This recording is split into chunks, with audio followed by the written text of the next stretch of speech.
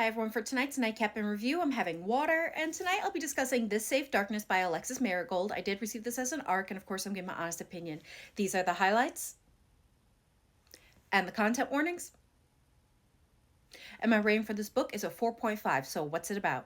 So this book is about 30-year-old Orella, who has always done what was expected of her. She got married and tried to start a family, but due to her disability was unable to have children, and that led to her divorce. Now it's years later and she is eligible for the Hunt, an annual draft where 10 unwed childless women are selected to go above ground to kill the soul, some mutated monsters corrupted by magic. She tried to do everything she could to avoid the selection, from trying to enter into a loveless engagement to trying to run away, but all that resulted in was her friend getting hurt, her being exposed to the sun and somehow surviving, and also making an ally in the most unexpected of places that gave her hope. But still, she had to return home to enter into the hunt. And just like she expected, her name was chosen for the honor of being a huntress, an honor that she knows is really a death sentence, especially for someone who is at war with their own body. But once she's topside, she starts to realize that maybe the real monsters were below, and that she will have to enter into the light in order to expose them. So what are my thoughts? Again, I'm giving this a 4.5. Now, this was a very interesting dystopian fantasy where people have been pushed underground to escape the soul. Humans who've been corrupted by so much sun magic, they've devolved into monsters.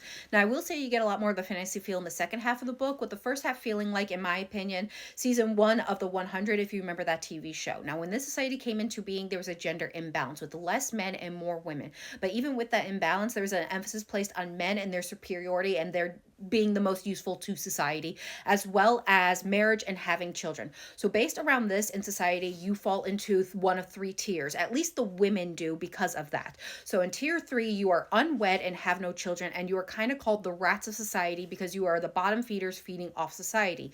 Tier 2 are the women who are not married but have children, so they've kind of been useful to society. And tier 1 are the women who are married and have children and are supporting men and fulfilling every obligation of society. They are the most useful. Now, based on this tier is what you get in the society, because everything is free, from your clothing to your housing to your food, but it's based on your tier. So tier 3 gets food that is just about to rot, while tier 1 gets the best of everything.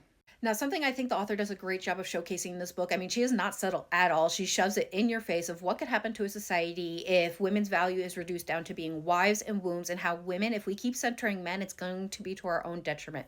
Now, in this book, we have Orella, who did everything right. She was in tier 1. She got married. She tried to have children, but because she couldn't have children, she got divorced, and they kicked her out of tier 1 into tier 3, the bottom of the barrel. And it's only then, of course, once she's affected by this system, that she recognizes the gender imbalances in this society.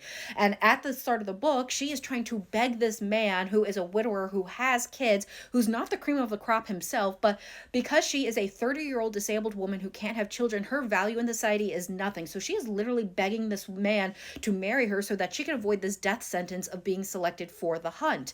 And in this book, while she recognizes the imbalances in the society, she still struggles with seeing her own worth, because it's been drilled into her head, and it's just a foreign concept for her to recognize that as a woman, as a disabled woman, she is enough and she has value. So I thought all of that messaging was really interesting, and I am really excited to see this play out in the next book, because this is it did end on a cliffhanger, a very interesting cliffhanger.